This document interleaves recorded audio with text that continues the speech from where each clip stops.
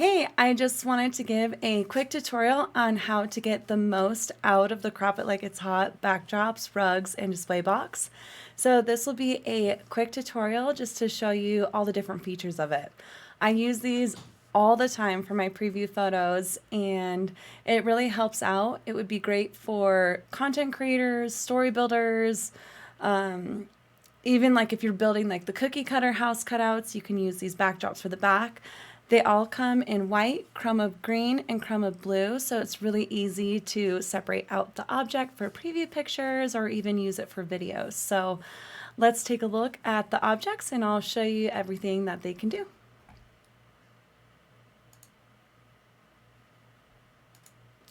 So this is just an example of a setup that I have. This is what I commonly do to take my preview photos. This is the backdrops. They're called full bright. So you can see they don't have a lot of the shadowing effects, or they don't have any of the shadowing effects from the game, kind of like down here.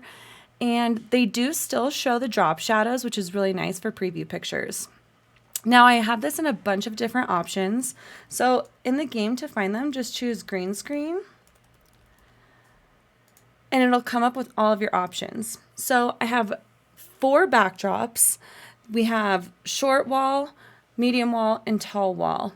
They're all 4 tiles wide, and then there's a 4x4 rug you can use. And again, they come in all 3 colors. Now, if you're trying to do something like a cookie cutter preview, you can use the extra large backdrop, which I end up using quite a bit. And then there's an extra large rug too. And again, these come in all the different colors. There's also a display box. This display box is really helpful. You can see you can't really see the edges of it, which is nice because you can place it in front of the screen and it'll totally be invisible even though it's still there. Now, one thing I found hard for preview pictures was that I couldn't place a computer on anything without like a desk, so I wasn't able to get the computer by itself. So this one actually has a bunch of slots, so you can put a computer on it. You can also put appliances on it if you're trying to take preview pictures of appliances.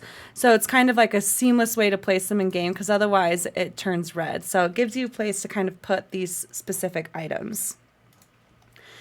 Now, once you kind of have your setup for these pictures, what you can also do is change the orientation.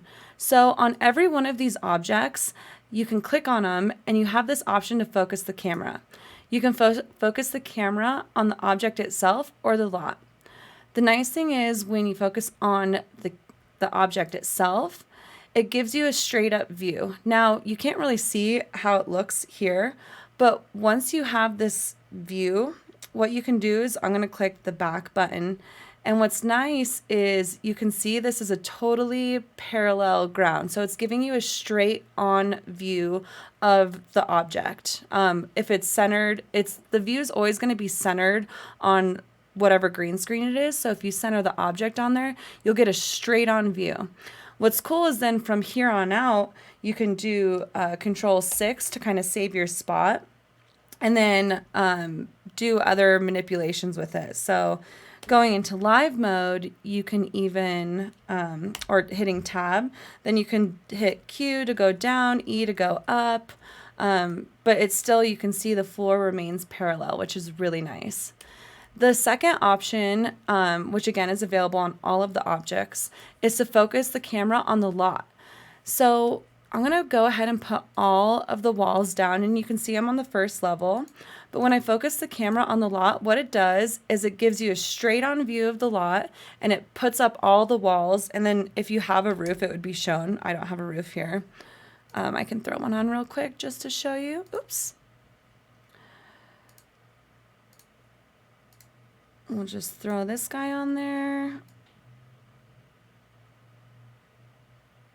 If I can do it right.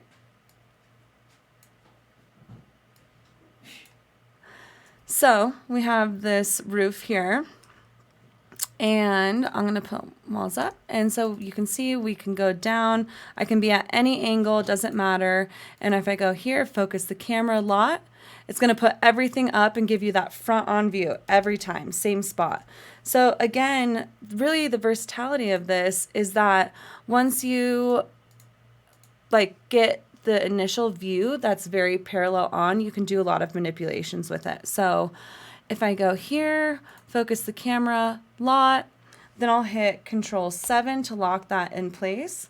And then when I go here, I can just zoom out. And you can see it's a very parallel straight on view.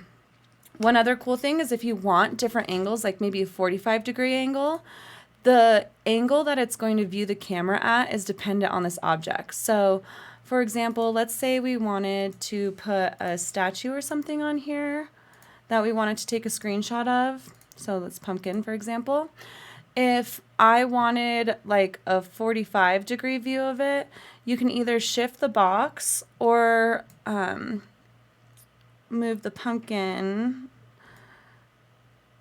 like that. And then you can get the straight on view every time. And then again, here I'm just hitting Control and down, and I have a pretty good view of it. Again, it's very parallel here, and I can get a good repeatable screenshot with that.